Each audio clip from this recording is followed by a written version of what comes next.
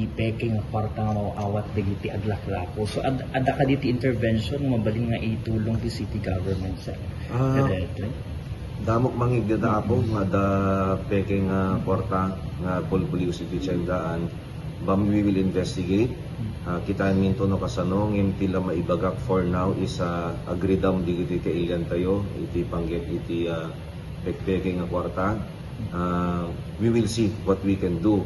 Hindi lang may advice ko, pagkat kita nyo na lang yung kwarta, gaman nyo, kapain nyo, kasi I think no, the peking I mean, pagkat it's more of the quality of the paper and the printing itself, apo makita yun na saya. At if awan DJ UV yung pagsirim apo ti kwarta, so tamo apo. Kita nyo lang DJ quality ti paper can DJ quality of printing, makita apo.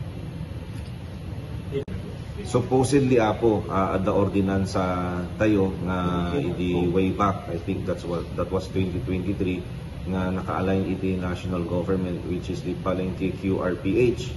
So DJ kami napoket that will ease the transaction ti end consumer ken DJ merchant tapnohan uneg bagbagkat ti kwarta ken awan supli ken it lessens the risk for the tao nga agbagbagkat iti daily basis nga kwarta. So the faster the transaction supposedly. So dakila tulong ako if that will ma-implement nga perme. So kita intend what we can do usumit ti Gcash met mesa nga mode of payment tayo Paymaya. So if DJ merchants apo accept that the better tabno it will lessen apo DJ peke nga kwarta nga kunayo apo. That's a good suggestion apo.